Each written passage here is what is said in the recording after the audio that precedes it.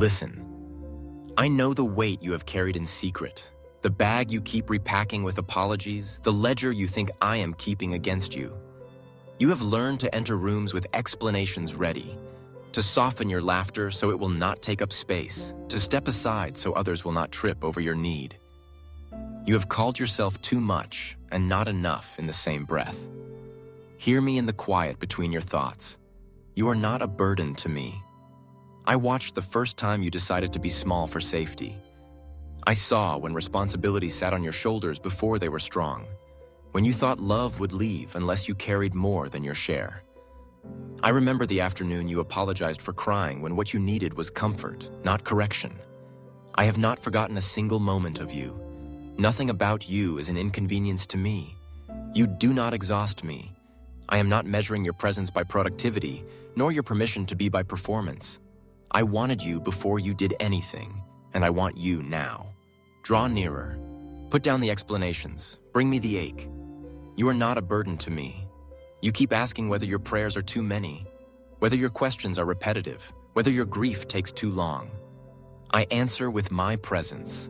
I sit with you as long as grief requires, and I do not check a clock.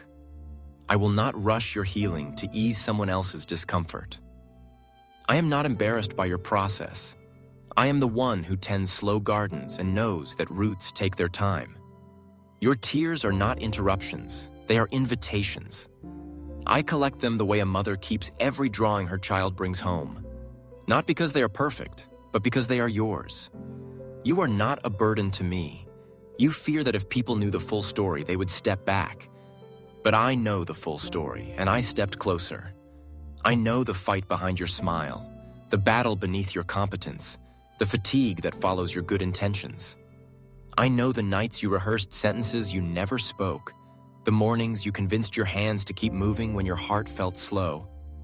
I am not counting your cracks. I am tracing them with gold. I am not shushing your need. I am shouldering it with you. Come and lean.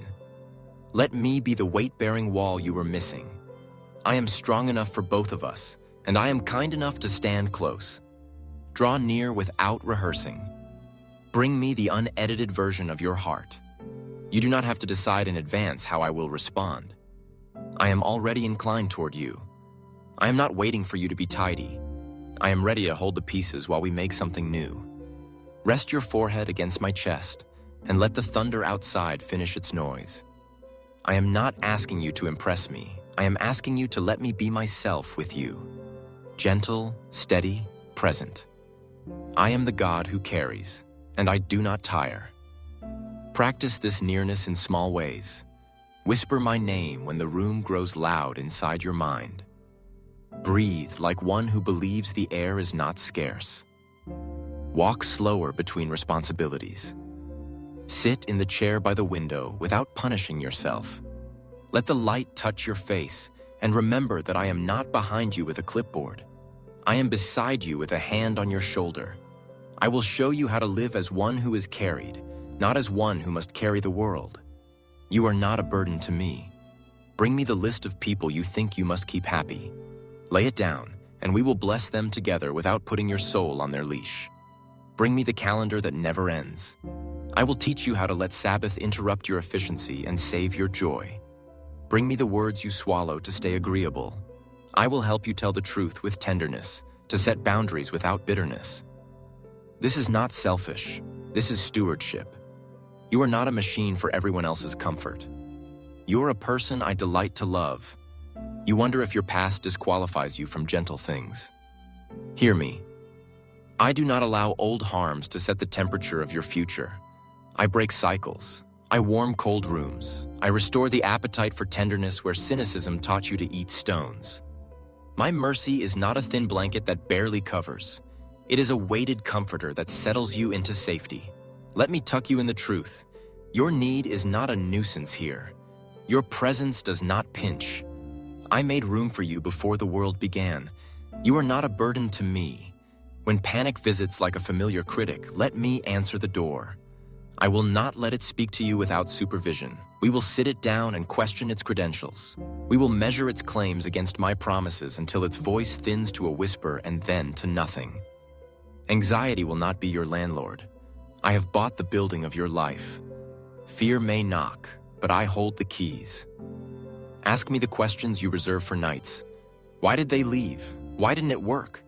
Why do I still feel this tired? I am not intimidated by your why.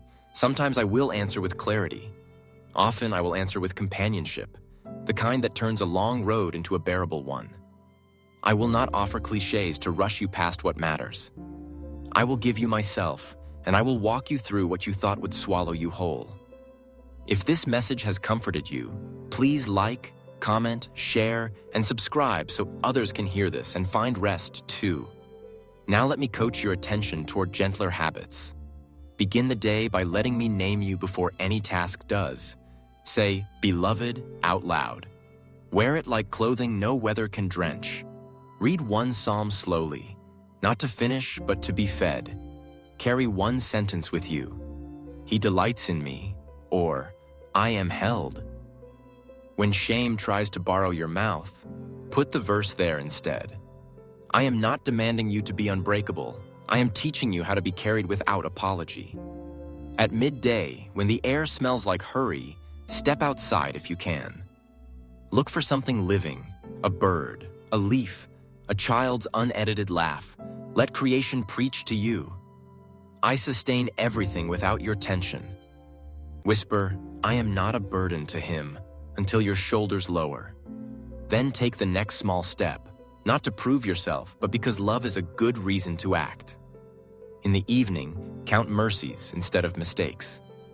Name 3 kindnesses you noticed. A timely text, a warm drink, a song that put a soft hand on your back. Let gratitude become the frame around your day. Confess what hurt, not to repunish yourself, but to release what your hands cannot fix by midnight. I keep watch so you can sleep. Give me the night. I will do work in the dark that daylight will one day reveal. Practice honest friendships. Choose people who can hold your story without hurrying it. Invite them to pray not for your performance, but for your peace. Let their questions be gentle. Where did you feel loved today? Where did you feel alone? Where did you feel carried? When you cannot pray, let them pray you through the door you are standing in front of. I designed community like a porch light, a signal that home is near even when the road is long. Learn to receive without accounts payable. Say yes when help is offered. Let someone carry a corner of your couch, a bag of your groceries, a piece of your sorrow. Receiving is not a debt you owe. It is an economy of grace where giving and receiving keep trading places until everyone is nourished. Let your life be part of that exchange. You are not burdensome for needing. You are human, and I am God. Guard your language. Do not call yourself names I never used. Replace "I'm too much" with "I am deeply loved." Replace "I'm sorry for existing" with "Thank you for making me on purpose." Replace "I should be over this" with "I am healing at a human pace." Speak these out loud. Your nervous system listens. Your soul will follow the sound of truth, like a child follows a familiar voice through a crowded room. Return to wonder. Let simple things be enormous again. Steam curling from a mug, the first star appearing, the way laughter bends a room toward joy. Wonder loosens the bolts that anxiety tightened. It makes space for me to surprise you. You have not missed your chance to enjoy being alive. There is still honey on the rim of this day. Taste it without apology. And when the night returns and the old voice comes with it, saying you are heavy, costly, difficult, find me in the same place. I will be where I promised, near. I will put my hand over the accusations and still them. I will remind you again as many times as it takes. You are wanted. You are welcome. You are worth protecting. Rest now. Let me carry what refuses to shrink under your effort. I am not tired of you. I will not tire of you. You are not a burden to me. This will take practice, but practice is not punishment. It is how love learns our names. Walk with me through days that are noisy and nights that are long. I will keep inviting you back to the simplest truth you keep forgetting and finding. My heart toward you is not reluctant. My patience with you is not thin. My joy in you does not need you to be less needy. Come closer again tomorrow. Bring the same needs if you must. I will meet you with the same answer, steady as sunrise and gentler than rain. You are not a burden to me, and you never will be. Let this become your quiet rebellion against every ledger that tried to total you up. Live unhurried, ask for help, take up space in grace. Let me set the table of your days with enough strength for the next step, enough light for the next hour, enough love to spill over. When you forget, come back. When you remember, come back with joy. Either way, come back. My arms do not lock behind you. They open in front of you. This is the door that never closes. You with me, without apology.